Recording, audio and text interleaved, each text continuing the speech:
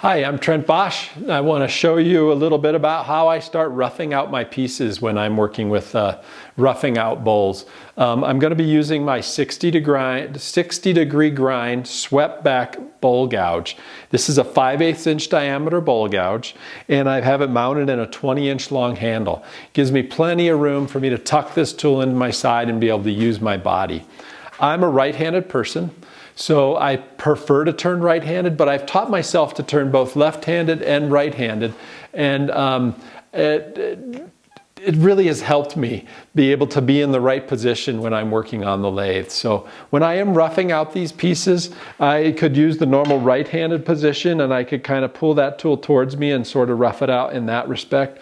Or I could use a left-handed cut, where I stand a little bit back to the back side of the lathe and I rough it out like this. I actually prefer this cut because all those shavings, they're going off and away from me. They're not going to be in my face or anything like that. And I have a really good feel and control for what I'm doing because I'm actually just like pushing the tool through the wood. I'm leaning my body a little bit on that tool and just kind of gliding it through the material, starting to rough this out pretty efficiently.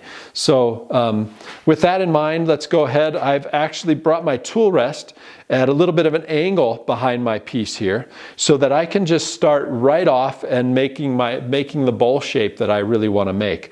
If I trued this up and kind of squared it up, that's fine. It doesn't help me necessarily though. By just going straight after my form, I'm just cutting the step of truing this out, and I don't feel like I really need to true this piece. I just need to get straight to the form I want. So I come from a production background in making bowls, and this just saved me a lot of time when roughing these pieces out, and hopefully it'll save you too. Let's go ahead and take a few cuts. I'll just kind of show you how I'm working. You want to pay attention to that bevel on this particular tool.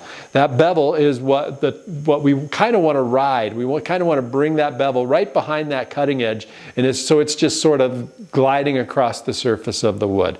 We don't want to push the bevel into the wood. We just want to glide it across the surface. So let's go ahead and turn the lathe on. I have a variable speed lathe here. I always like to start out at a slow speed. I also double checked by spinning this by hand even before to make sure I'm not going to be running it into the tool rest as well. I think that's an important thing to do too. So let's turn it on. We'll bring this piece up a little bit. I didn't do a great job of bandsawing this very round, and that's just fine. I kind of want to show you how this particular swept back grind gouge can really take a lot of that outer roundness out of there.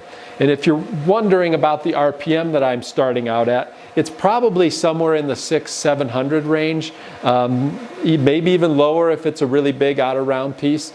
And I'll just bring it up to whatever a comfortable speed seems to be. I don't want my lathe to be rocking around or vibrating. I have a pretty high quality, heavy duty lathe here, so I could probably go even faster than this, but I feel like this speed is about right for where we're going. And then I'll bring myself to the back side of the machine.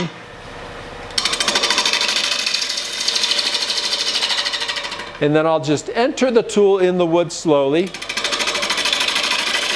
Once I get it entered and kind of cut through that sort of out around material, then I can push a little faster and feed that tool through the wood a little faster. And then I'm going to slow down again as I get into that out around area again. So it's kind of a slow, fast, slow sort of a process when I'm roughing that out. So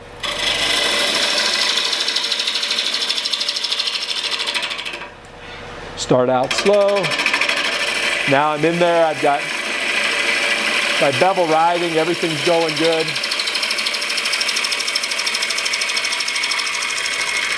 And I'll just continue through. We'll do that one more time.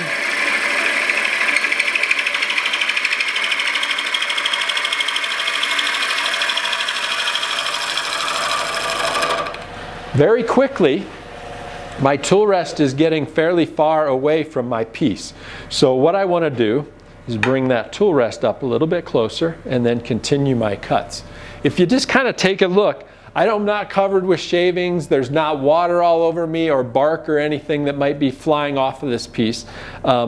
It really is an efficient way to rough these pieces out without getting all that stuff on top of you. So let's take a few more cuts and just show you a little bit more and get it rounded out and into the form we want it to be. And then hope you give this technique a try.